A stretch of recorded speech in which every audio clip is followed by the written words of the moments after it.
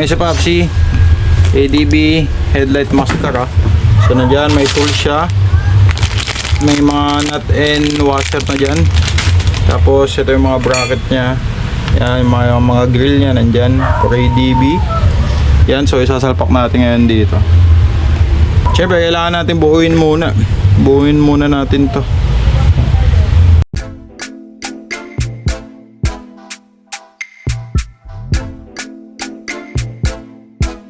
So yan, may si Papsi. Yan, ganyan. Nakalabas to malaki ah. Tapos ito, nakapapasok to. Tapos ito, yung guide naman sa baba, may si Papsi.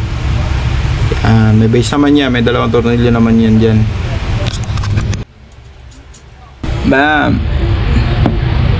Taas sa taas naman. So, kabit na naman natin dito. May si Papsi, yung holder sa taas.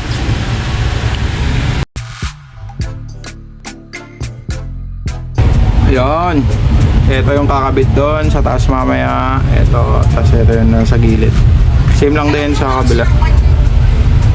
Kaya yan yung tama pag-assemble nyan. May sa Papsi.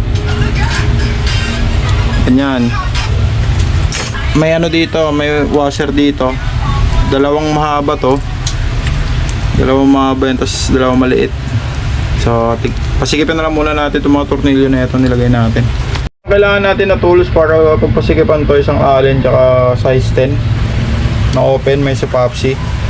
So pasikipan na muna natin itong mga tornilyo na to pag okay na yung lagay.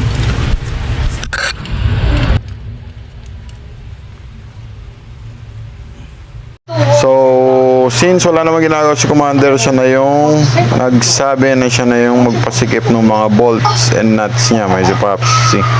Siya no, napakaangas nga naman. Tanggalin muna natin yung tornilyo dito. Palit palagi may sa Papsi pag nagtatanggal. Pagpaluwag sa taas. Mamit tayo ng allen ulit. Eto. Hindi ko alam yung size ng allen eh. Basta yung sasapak dito.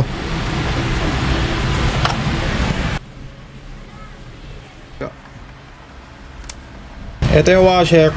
Mahaba may sa Papsi, which is ito yung sa taas. Tapos ito naman yung maliit sa baba to, itong dalawa na to. Okay, lagay na natin. Lagyan natin ano, para hindi iwas gas-gas. Para iwas gas-gas? Oo, tela. Gas-gas, balungos.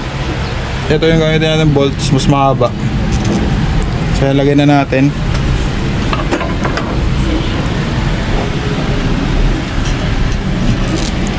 Doon, salpak mo lang doon. Tapos shoot mo doon sa taas, bu.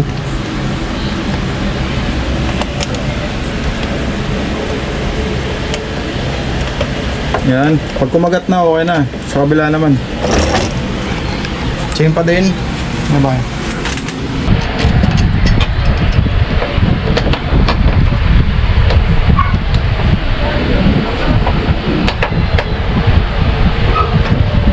Papsi. Yan, kumagat na. Kuha tayo ulit ng allen. Mas maliit. Yung sapak dito. Sa bolt. Pakanan ha.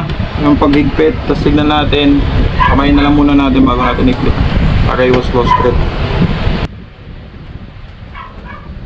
Okay na. Tinanggal na muna natin itong grill dito sa baba.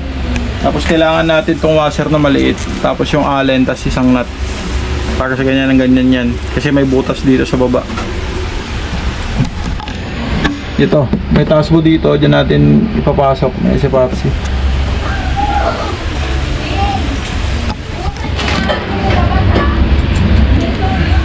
Ganyan yan.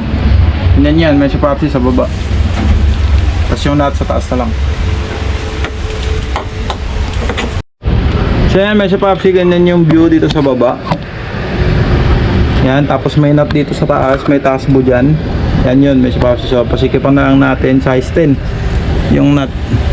Para kukonekta siya dito. Sa grill sa mukha. Haha. So yan, naawa ata si Commander kaya may papunas pa. Aray ko. Medyo mahirap na yung paglalagay ng nut sa taas. May sa Papsi. Kasi yung pagpapasikip. Kasi nasa taas eh. Ganyan yung view. May sa Papsi. Yan. Tapos saka natin lagay yung tornilyo dito. Opsi, ganun na lang oh. Alright, sakto. Ano na? Sakto na, sapak na dito, may sa Popsi. Lagyan na natin yung tornilyo dito. Dito sa taas.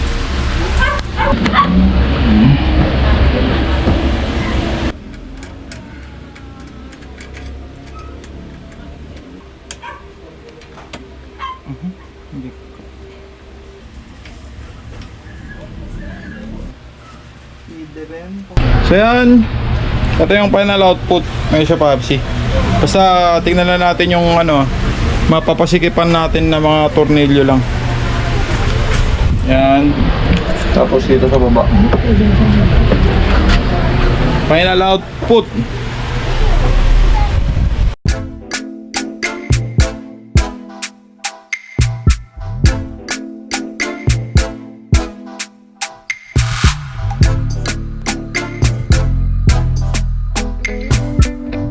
Kanya lang yung paggawa. Nasa sa'yo yun kung saan mo ikakagaan yung diskarte na gagawin mo. Okay na, may sa Popsi.